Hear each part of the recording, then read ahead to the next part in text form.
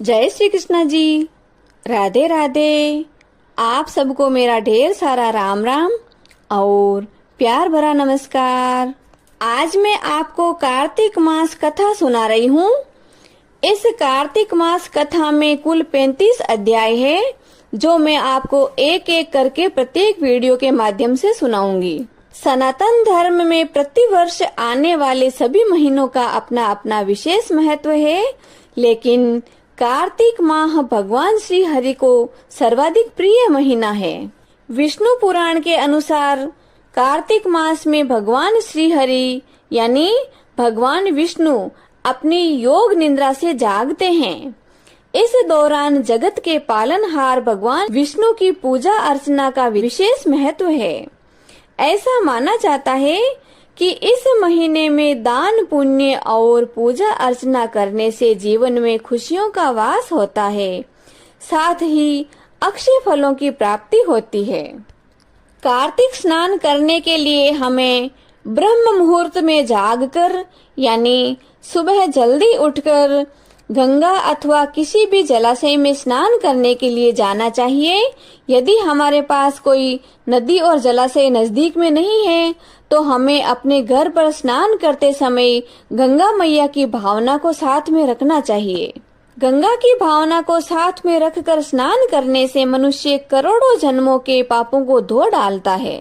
7 समुद्रों तक की पृथ्वी को दान करके जो फल प्राप्त होता है वह कार्तिक मास में स्नान और दान करने से सहज ही प्राप्त हो जाता है, क्योंकि यह संसार अन्न के आधार पर ही जीवित रहता है। अतः कार्तिक मास में अन्न दान सर्वश्रेष्ठ कहा गया है। तो आप बड़े प्रेम, श्रद्धा और आदर भाव से कार्तिक मास कथा के अध्याय का श्रवण करें। बोलो श्री विष्णु भगवान की जय। कार्तिक के राई दामोदर भगवान की जय। अब हम कार्तिक मास महात्म्य कथा के 11वें अध्याय का श्रवण करते हैं। श्री नारद जी ने कहा कि एक समय जलंधर पत्नी सहित असुरों से सम्मानित होकर सभा में बैठा था, तो परम कीर्तिवान श्री शुक्राचार्य जी वहां पर आ पहुँचे, जिनके तेज से सब दिशाएं प्रकाशित हो गई। गुरु जी को आता हुआ देखकर असुरों सहित सागर पुत्र ने उठकर बड़े आदर से प्रणाम किया। तेजस्वी गुरु जी ने सबको आशीर्वाद दिया। फिर एक दिव्य आसन पर बैठकर सब दैत्य भी यथा स्थान पर बैठ गए और सागर पुत्र ने नम्रता से यह प्रश्न किया कि हे गुरुदेव, राहु का सिर किसने काटा था? आप हमें यह बताने की कृपा कीजिए। इस पर श्री शुक्राचार्य जी ने विरिचन पुत्र हिरण्यकश्यप और उसके धर्मात्मा पौत्र का परिचय देकर देवताओं और असुरों द्वारा समुद्र मंथन को संक्षेप में सब कथा कहकर यह बतलाया कि जब समुद्र से अमृत निकला तो उसे देव रूप से राहु पीने के लिए चला गया। इस पर इंद्र के पक्षपाती भगवान विष्णु ने राहु का सिर काट डाला। यह सुनने के साथ ही जलंधर के नेत्र क्रोध से लाल हो गए। उसने बड़ा क्रोध किया था। फिर अपने धस्मर नामक दूत को बुलाकर गुरुदेव का कहा हुआ सब वृत्तांत सुनाया और उसे यह आज्ञा दी कि तुम शीघ्र ही इंद्रपुरी में जाकर इंद्र को पकड़कर मेरी शरण में ले आओ। धस्मर जलंधर का बड़ा निपुण दूत था। वह शीघ्र ही इंद्र की सुधर्मा नामक सभा में जा पहुंचा और जलंधर के शब्दों में कहा कि हे देवताधम, तुमने समुद्र मंथन क्यों किया था और मेरे पिता के सब रत्नों को क्यों ले लिया? ऐसा करके तुमने अच्छा नहीं किया। यदि तू अपना भला चाहता है तो उन सब रत्नों सहित देवताओं के साथ मेरी शरण में आ जा, अन्यथा हे सुराधम, मैं सत्य कहता हूँ कि तेरा राज्य ध्वंस हो जाएगा। इस पर देवेंद्र बहुत विस्मित हुए और कहने लगे कि पहले सागर ने मेरे भय से सब पर्वतों को अपनी कुक्षी में क्यों स्थान दिया और मेरे शत्रु दैत्यों की क्यों रक्षा की थी। इसी कारण मैंने उनके सब रत्न हरण किए हैं।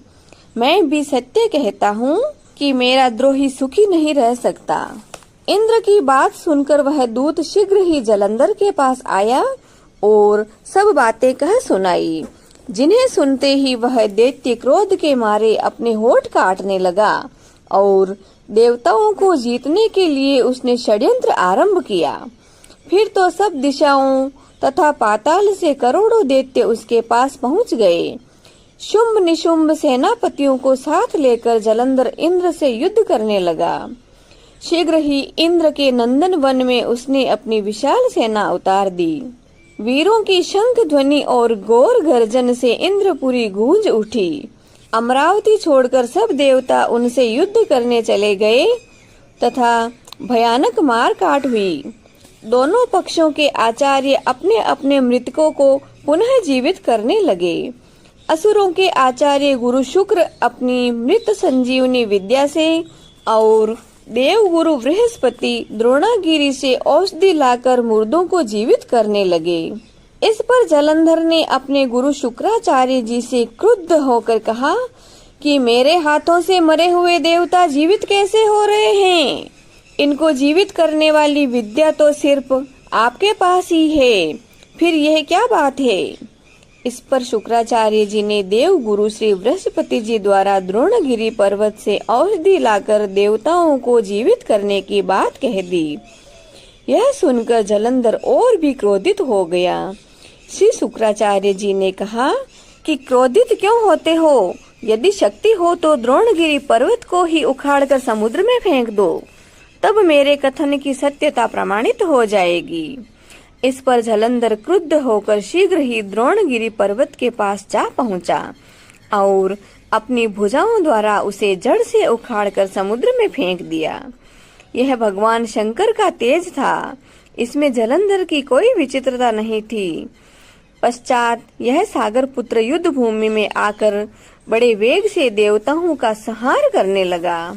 जब देव गुरु बृहस्पति औषधि लेने के लिए द्रोणगिरी पर्वत पर पहुँचे, तब द्रोणगिरी पर्वत की जगह वहां उन्हें सोना मैदान दिखाई दिया। तो वे भयभीत होकर देवताओं के पास आए और बोले कि युद्ध बंद कर दो, तुम लोग अब जलंधर को नहीं जीत सकोगे। पहले इंद्र ने जो भगवान शंकर का अपमान किया था, यह उसी का फल है। यह सुनकर देवता युद्ध की आशा त्याग कर अत्यंत ही व्याकुल होकर इधर उधर भाग निकले। सिंधु सुत निर्भय होकर अमरावती में प्रविष्ट हो गया। इंद्र आदि देवताओं ने डरकर इधर उधर भागकर गुफाओं में शरण ली। इति श्री कार्तिक मास महात्म्य कथा का 11वां अध्याय संपूर्णम। बोलो श्री विष्णु भगवान की जय, श्री कृष्णचंद्र भगवान की जय, कार्तिक के राय दामोदर भगवान की जय।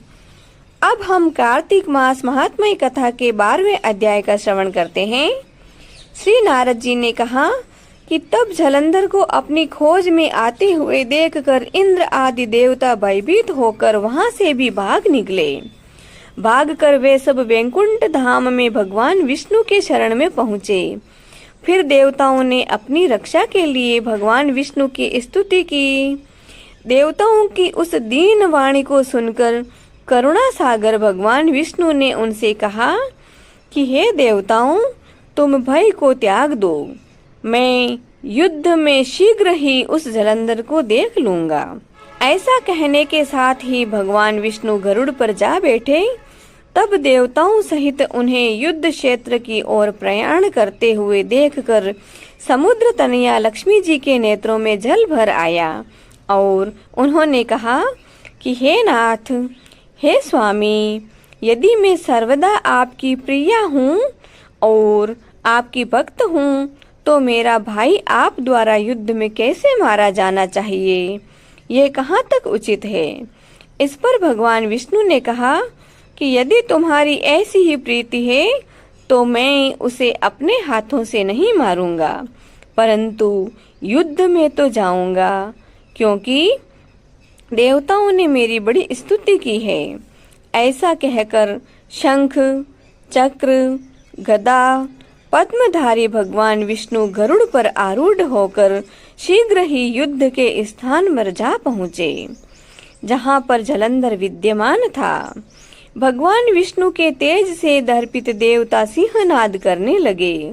फिर तो वरुण के अनुज गरुड़ के पंखों की प्रबल वायु से पीड़ित होकर दैत्य इस प्रकार घूमने लगे जैसे बहुत तेज आंधी चलने पर बादल आकाश में घूमते हो।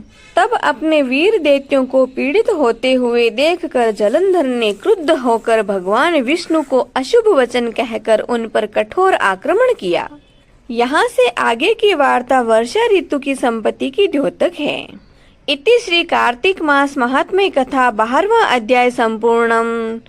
बोलो श्री विष्णु भगवान की जय, श्री कृष्णचंद्र भगवान की जय, कार्तिक मास के राय दामोदर भगवान की जय। अब हम जगत के पालनहार प्रभु की आरती करते हैं। हरि ओम। शांताकारं भुजंगशयनं पद्मनाभं सुरेशं विश्वाधारं गगनसदृशं मेघवर्णं शुभांगं लक्ष्मीकान्तं कमलनयनं योगिभिर्ध्यानगम्यं वन्दे विष्णु भवभयहरं सर्वलोकैकनाथम्। ओम जय जगदीश हरे स्वामी, जय जगदीश हरे। भक्त जनों के संकट, दास जनों के संकट क्षण में दूर करे। ओम जय जगदीश हरे। जो ध्यावे फल पावे, दुख बिन से मन का। ओ प्रभु दुख बिन से मन का। सुख संपत्ति घरे आवे, सुख संपत्ति घरे आवे, कष्ट मिटे तन का। ओम जय जगदीश हरे। मात पिता तुम मेरे, शरण गहूँ किसे की। ओ स्वामी शरण गहूँ किसे की। तुम बिन और न दूजा, आप बिन और न दूजा। मैं आस करूं जिसे की। ओम जय जगदीश हरे। तुम पूर्ण परमात्मा, तुम अंतर्यामी। ओ प्रभु तुम अंतर्यामी। पार ब्रह्म परमेश्वर, पार ब्रह्म परमेश्वर, तुम सबके स्वामी। ओम जय जगदीश हरे। तुम करुणा के सागर, तुम पालन करता। ओ स्वामी आप पालन करता। मैं मूर्ख खल कामी, मैं सेवक आप स्वामी। कृपा करो भरता। ओम जय जगदीश हरे। तुम हो एक अगोचर, सबके प्राणपति। ओ प्रभु सबके प्राणपति। किस विध मिलो दयामय, किस विध मिलो कृपामय। आपको मैं कुमति। ओम जय जगदीश हरे। दीन बंधु दुख हरता, ठाकुर तुम मेरे हो, प्रभु रक्षक आप मेरे। करुणा हाथ बढ़ाओ, श्रद्धा प्रेम बढ़ाओ, द्वार पड़ा तेरे। ओम जय जगदीश हरे। विषय विकार मिटाओ, पाप हरो देवा हो, स्वामी कष्ट हरो देवा। श्रद्धा भक्ति बढ़ाओ, करुणा प्रेम बढ़ाओ, संतन की सेवा। ओम जय जगदीश हरे। तन मन धन सब कुछ है तेरा हो, स्वामी सब कुछ है तेरा। तेरा तुझको अर्पण, आपका आपको अर्पण, क्या लागे मेरा। ओम जय जगदीश हरे। श्री जगदीश स्वामी जी की आरती, जो कोई नर नारी गावे हो, जारा पाप परा जावे। जारे घर लक्ष्मी जी आवे हो, जारे नवनिध होई जावे हो, जारा दुख दारिद्र जावे हो, जारे सुख संपत्ति आवे हो, वे तो भक्ति मुक्ति पावे। कहत शिवानंद स्वामी, रटते भोलानंद स्वामी, मनवांचित फल पावे। ओम जय जगदीश हरे। ओम जय जगदीश हरे। ओ स्वामी जय जगदीश हरे। ओ प्रभु जय जगदीश हरे। भक्त जनों के संकट, दास जनों के संकट, क्षण में दूर करे दाता, पल में दूर करे। ओम जय जगदीश हरे। बोले श्री विष्णु भगवान की जय। आज के आनंद की जय। जय श्री कृष्णा जी। राधे राधे।